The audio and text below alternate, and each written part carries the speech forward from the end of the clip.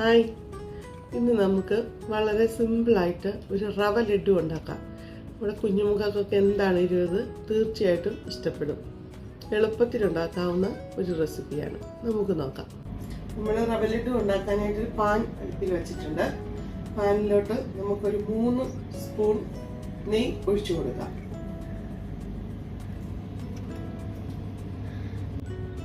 ഈ കപ്പിന് 2 കപ്പ് റവയാണ് എടുത്തിരിക്കുന്നത്. വറുത്ത റവയാണെങ്കിലും കുഴപ്പമില്ല, വറുക്കാത്ത റവയാണെങ്കിലും കുഴപ്പമില്ല. നമുക്കതിപ്പം നെയ്യ് മെൽറ്റ് ആയിട്ടുണ്ട്, നെയ്യിലോട്ട് ചേർക്കാം. നെയ്യും ചേർത്ത് നന്നായിട്ടിത് മിക്സ് ചെയ്യണം. ചെറുതീയിലാണ് ഇട്ടിരിക്കുന്നത്, ചെറുതീയിലിട്ട് ഫ്രൈ ചെയ്യണേ. അപ്പം നെയ്യും റവയും നല്ല യോജിച്ച് നല്ലൊരു മൂത്ത മണമൊക്കെ നല്ലൊരു സ്മെല്ലൊക്കെ ഇപ്പം വരുന്നുണ്ട്. ഒരുപാട് ബ്രൗൺ ഒന്നും ആയിട്ടില്ല. ആ സമയത്ത് നമ്മൾ ആ റവ എടുത്ത ആ കപ്പിന് തന്നെ 1/2 കപ്പ് ചിരകിയ തേങ്ങ. ഇനി ഇതിലേക്ക് ഒരു 10-12 കാഷ്യൂ കിസ്മിസും ഇട്ട് കൊടുക്കാം. കിസ്മിസും അണ്ടിപ്പരിപ്പും എല്ലാം ഇട്ട് റവ നല്ല ഒരു മുരിഞ്ഞ് പാകമായിട്ടുണ്ട്. ഇനി നമ്മൾ ഗ്യാസ് ഓഫ് ചെയ്യണം. ഗ്യാസ് ഓഫ് ചെയ്തിട്ട് നമ്മൾ 2 കപ്പ് റവ എടുത്ത് ആ സെയിം ഗ്ലാസ്സിന് തന്നെ 1 കപ്പ് പഞ്ചസാര. ഗ്യാസ് ഓഫ് ചെയ്യണേ. ഗ്യാസ് ഓഫ് ചെയ്തിട്ടുണ്ട്, പഞ്ചസാര ഇട്ട് കൊടുത്തിട്ടുണ്ട്. ഇനി ഞാൻ ഇതൊരു ബൗളിലോട്ട് മാറ്റുവാണേ. ചൂടോടെ തന്നെ നമ്മൾ പഞ്ചസാരയും കൂട്ടി ഇളക്കി കൊടുക്കണം. നമ്മൾ ഒരിക്കലും റവ ലഡു ഉണ്ടാക്കുമ്പോൾ കേസരിയുടെ പരുവത്തിൽ എടുക്കല്ലേ, ഇതുപോലെ വിട്ട് ഇരിക്കുന്ന പരുവത്തിൽ വേണം. ഇനിയും നമുക്കിത് ചൂട് പാലാണ്, തിളപ്പിച്ച ചൂട് പാല്.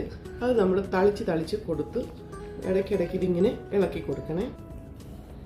നല്ല ചൂടുണ്ട്, ചെറിയ ചൂടിന് തന്നെ നമ്മൾ ചെയ്യണേ. ആ ചെറിയ ചൂടും കൊണ്ട് തന്നെ നമ്മുടെ പഞ്ചസാര മെൽറ്റ് ആയിക്കോളും. അടുപ്പിൽ റവ ചൂടാക്കുന്ന സമയത്ത് പഞ്ചസാര ഇട്ടാൽ അത് മെൽറ്റായിട്ട് നമ്മുടെ കേസരി പരുവാവും. അപ്പം നമ്മൾക്ക് ഉരുട്ടാനൊക്കെ ഒരു പാട് വരും, പിന്നെ ഇത് പൊട്ടിപ്പോവും. ഇതാകുമ്പോൾ കണക്കിന് നമുക്ക് നല്ല പാകത്തിന് കിട്ടും. നമ്മുടെ കൈ കൊണ്ടാണ് നമ്മളിനി ആ പഞ്ചസാരയും റവയും കൂടെ യോജിപ്പിച്ചെടുക്കുന്നത്. അതുകൊണ്ടാണ് നമ്മൾ ചൂട് പാല് ഇടയ്ക്കിടയ്ക്ക് തളിച്ചു കൊടുക്കുന്നത്, നനഞ്ഞ് കിട്ടാൻ വേണ്ടി. പാലും ചേർത്തിപ്പം നന്നായിട്ട് മിക്സ് ചെയ്തിട്ടുണ്ട്. ഇനി ആ ചെറിയ ചൂടോടെ തന്നെ നമ്മൾ റവ പെട്ടെന്ന് ഉരുട്ടി ലഡുവിൻ്റെ വലിപ്പത്തിൽ ഉരുട്ടിയാൽ മതി. വലിപ്പമൊക്കെ നമ്മുടെ ഇഷ്ടമാണ്.